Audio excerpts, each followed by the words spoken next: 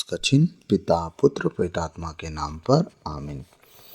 धन्यवाद धन्यवाद धन्यवाद हे पिता परमेश्वर पवित्र आत्मा प्रभु यीशु मसीह, हम आपकी स्तुति करते हैं प्रभु। हम आपकी आराधना महिमा प्रशंसा बड़ाई करते हैं प्रभु, आपकी जय जयकार करते हैं प्रभु। आपको धन्य धन्य धन्य कहते, राजाओं के राजा प्रभुओं के प्रभु प्रभु यीशु मसीह। पिछली रात के लिए, आज के दिन के लिए, इस शाम रात के लिए पिता हम धन्यवाद देते हैं कि आपने अब तक हमें जीवित, सुरक्षित और अचानक मरण से बचाया। हर अप्रिय घटना से, हर दुर्घटना से, हर एक्सीडेंट महामारी से बचाया, उसके लिए धन्यवाद पिता। आज तक आपने हमें जीवित सुरक्षित सलामत रखा, उसके लिए धन्यवाद। आपने हमारे घर परिवार को सलामत रखा, उसके लिए धन्यवाद पिता। मैं प्रार्थना करता हूँ, मेरे मुख पर पहरा बिठाइए, मेरे होठों के द्वार की रखवाली कीजिए। आज बोलने वाला मैं नहीं, वरन आप स्वयं मुझ में होकर अपने वचनों के द्वारा आप बातचीत करें, ताकि आज का एक एक वचन प्रभु सबके जीवन में 100 गुना फलों को लाए। पिता मैं प्रार्थना करता हूँ, आज जितने आपके बेटे बेटी आज का वचन सुने, उनके जीवन में 100 गुना फल आए परमेश्वर। वो कभी भी परमेश्वर किसी भी रीति से मायूस उदास ना होने पाए परमेश्वर। आज के वचन के द्वारा प्रभु ने जीने का एक रास्ता दिखाया परमेश्वर। ओ परमेश्वर, दुनिया में बहुत तरह के लोग हैं, कुछ चतुर हैं, कुछ चापलूस हैं परमेश्वर, कुछ तुझे इस्तेमाल करना चाहते हैं। लेकिन जितने आज आपके बेटे बेटी परमेश्वर वचन सुने, वो इस्तेमाल करने वाले ना हो, वरन आपके पीछे सही रीति से चलने वाले हों। सारी बातों को आपके चरणों में रखते हुए प्रार्थना बिनती यीशु के नाम पर बप्ता आपसे मांगता हूँ, सुनिए और दया से ग्रहण कीजिए। सब कहें आमीन। तो सबों को जय यीशु। आइए हम प्रभु के वचन में जाएंगे, और मैं माफ़ी चाहूँगा, बीच में गैप हो गया था हमारा वचन एक दिन का, और किसी कारणवश से, तो मुझे माफ़ कीजिएगा। आइए हम प्रभु के वचन में जाएंगे। आज हम देखेंगे मत्ती अध्याय 8 पद संख्या 18 से लेके 22 तक। ठीक है, शिष्य बनने की शर्तें। वचन का शीर्षक है शिष्य बनने की शर्तें। मैं फिर से बोल रहा हूँ, मत्ती रचित सुसमाचार अध्याय 8 पद संख्या 18 से 22। ये आपको मिलेगा पेज नंबर 12 नया विधान में। ठीक है, मैं वचन पढ़ना चाह रहा हूँ आपके लिए। अपने को भीड़ से घिरा देखकर ईसा ने समुद्र के उस पार चलने का आदेश दिया। यीशु मसीह भीड़ से घिरे हुए थे। अपने चेलों को बोलते हैं, चलो चलते हम लोग उस पार, समुद्र के उस पार चलते हैं, नदी के उस पार चलते, जहाँ भी रहे होंगे।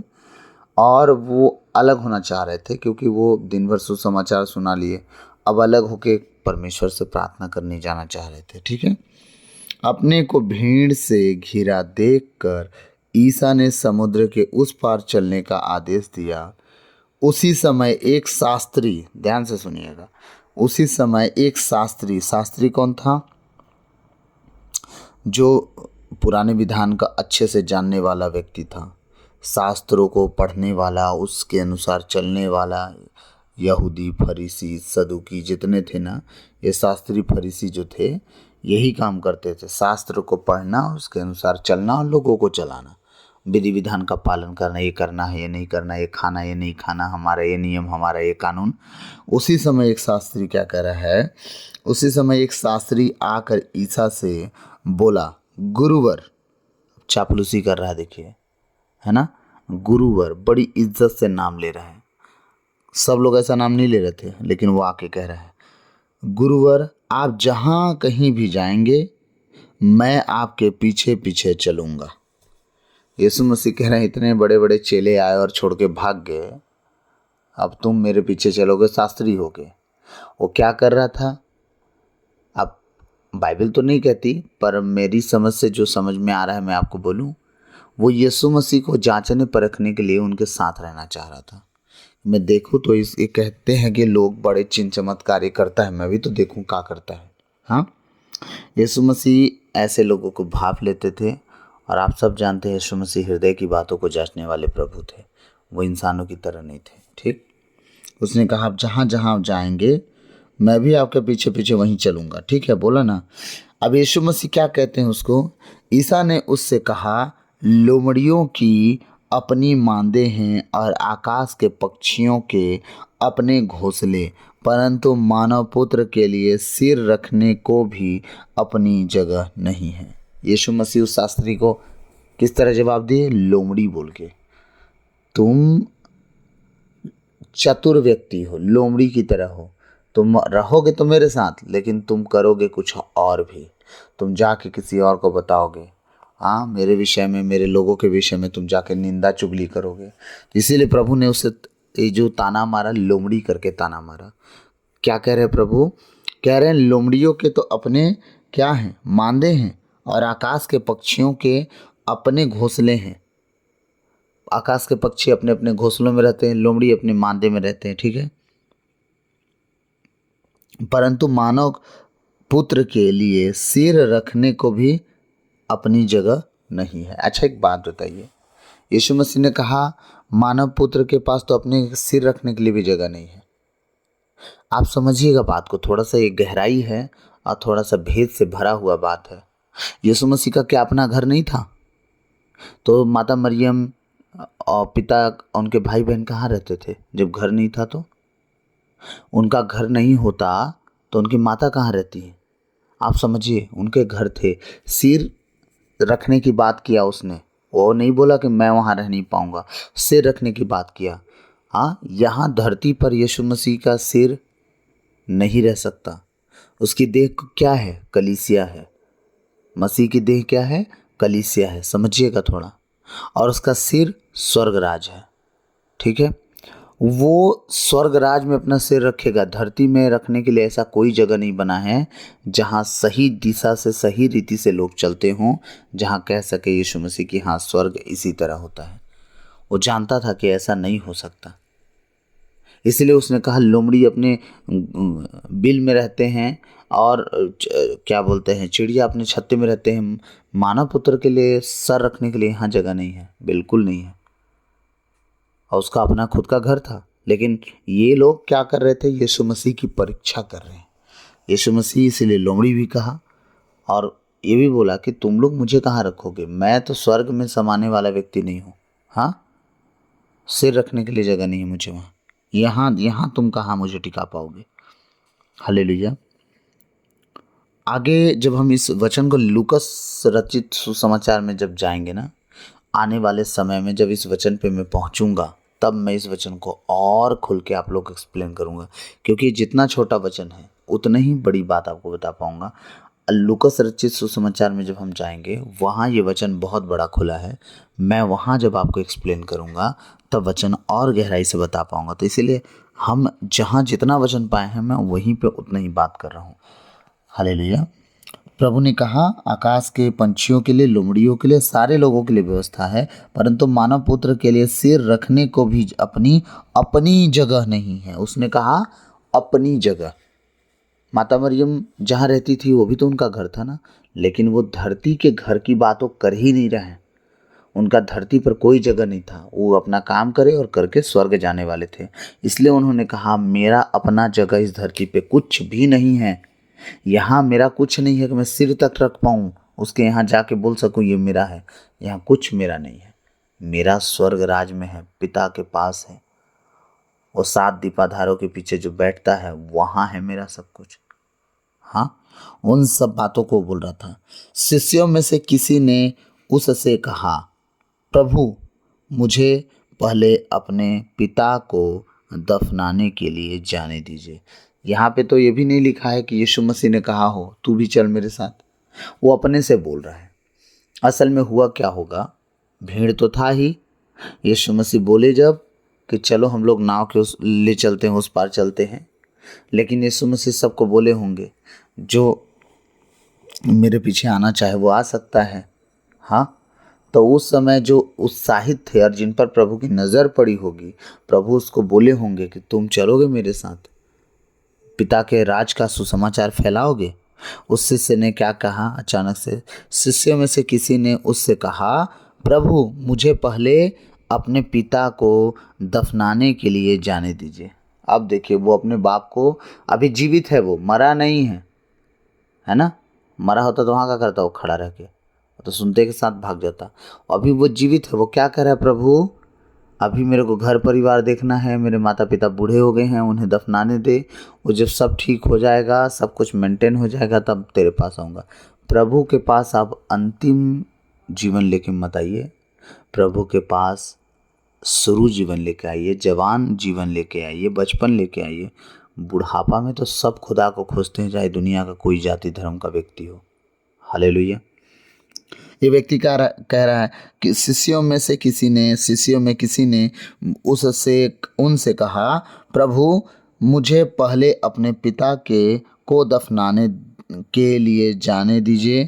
परंतु ईसा ने उससे कहा, मेरे पीछे चले आओ, मुर्दों को अपने मुर्दे दफनाने दो। अब यीशु ने क्या कहा, जब वो बोला कि प्रभु मुझे अभी अपने घर जाने दे, मेरे पिता को दफनाने दे, ये सारी बातें उन्होंने बोला है ना उस व्यक्ति ने।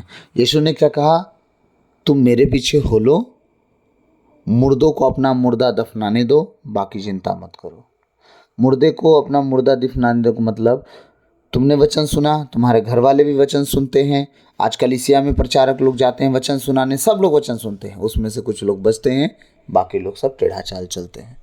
तो वो मुर्दों की तरह जी रहे हैं और लास्ट में अपने अपने मुर्दे गाड़ते और दफनाते हैं। यीशु ने उससे यही कहा कि तुम पिता की चिंता कर रहे हो, चिंता मत करो, तुम मेरे पास आओ, सब कुछ सेट हो जाएगा। लेकिन उसको चिंता वहीं पे लगा था। तब यीशु ने क्या कहा कि मुर्दों को, कौन मुर्दा, तुम्हारे घर वाले, तुम्हारा बाप, सब मुर्दों को अपना मुर्दा दफनाने दो। वो अपना आपस में अपना मुर्दा दफनावा कर लेंगे, तुम्हारी ज़रूरत उन्हें नहीं पड़ेगी, किसी के रहने ना रहने से कोई फ़र्क नहीं पड़ता। यीशु मसीह समझाना चाह रहे हैं, लेकिन वो व्यक्ति नहीं मान रहा है। उसे स्वर्ग राज से मतलब नहीं, उसे संसार भी देखना है। तो आज हमारे बीच में कुछ लोग ऐसे भी होते हैं, उन्हें स्वर्ग मिले फ़र्क नहीं पड़ता, इंसान ना छूटने पाए। उन्हें स्वर्ग मिले या ना मिले, उनके कुछ फ्रेंड सर्कल हैं वो ना छूटने पाए। उन्हें स्वर्ग राज मिले ना मिले, यीशु मसीह मिले ना मिले, वचन मिले ना मिले, वो उन रिश्तों को मेंटेन करने पे लग गए हैं जो रिश्ते किसी काम के नहीं हैं। जब तक आप खिलाओगे बोलेंगे हाँ सही है, जिस दिन आप खिलाना छोड़ दोगे बोल दोगे गलत है। इसीलिए प्रभु के सुसमाचार पे गौर करके चलिए। आप याद रखिएगा कि आपको परमेश्वर जीवित परमेश्वर है। अगर वो कुछ कहता है तो आप करिए, आप करके देखिए, परमेश्वर आपके जीवन को उलट पलट करके रख देगा। आपने जो सोचा भी नहीं होगा वो आपके लिए कर देगा। वो भला परमेश्वर है। आमीन। तो यीशु मसीह ने क्या कहा, भैया तो हमारे पीछे हो ले, जीवन बच जाएगा, क्योंकि तेरे ऊपर परमेश्वर की मेहर है, तेरे ऊपर उसका करम है। हाँ, परमेश्वर तुझे पसंद करता है क्योंकि तू ठीक चाल चल रहा है। उसने कहा नहीं नहीं, ऐसा तो नहीं हो सकता, अभी बाप जिंदा है, माँ जिंदा है, घर परिवार है, देखना पड़ेगा। उन्होंने गाड़ दफना लो तब ना सन्यासी बनूं। तो सन्यासी अभी बना दे रहा है मेरे को। हाँ, तब यीशु ने कहा चुपचाप अपना अपना रास्ता पकड़ो, पकड़ना है तो, और नहीं पकड़ना है तो मेरे पीछे हो लो, क्योंकि बाकी तुम्हें फिर कुछ काम देगा नहीं। अपने अपने मुर्दे अपने अपने दफनाने दो, तुम मुर्दों के पीछे मत परेशान हो। क्योंकि अगर वो प्रभु का वचन सुन के भी प्रभु के पीछे नहीं चले होंगे, तभी प्रभु ने कहा होगा मुर्दों को अपना मुर्दा दफनाने दो। क्योंकि आज के डेट पे सबसे पहले प्रार्थना में, आज हो या कल हो या बीते कितने सालों में, सबसे ज़्यादा प्रार्थना में सम्मिलित कौन होता है? बुजुर्ग लोग, स्त्रियाँ।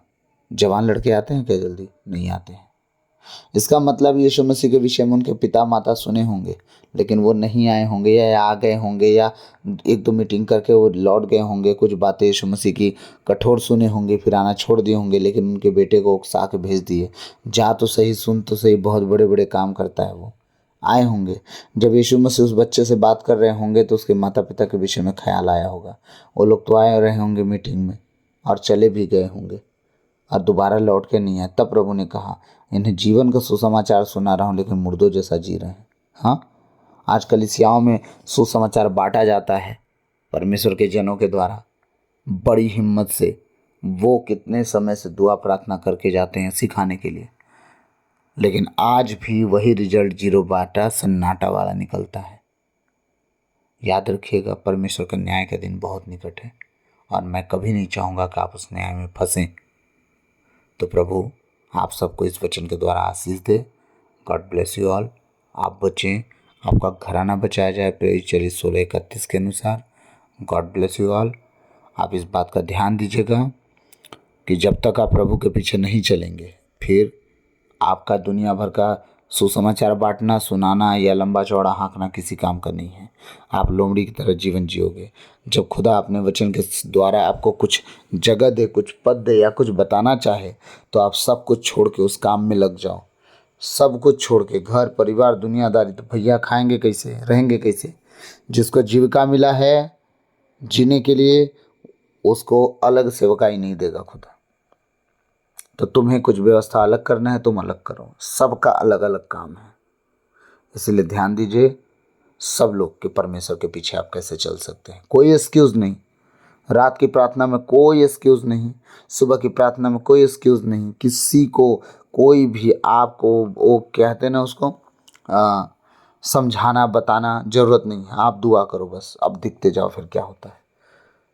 प्रभु आप सबको बहुत आयत से आशीष दे। मैं आशा करता हूँ आज के बाद आप सिर्फ प्रभु की सुनेंगे और उसके पीछे चलेंगे, दुनिया कुछ भी कहते। आमीन। God bless you all. प्रभु आप सबको बहुत आयत से आशीष दे। सबको जय यीशु।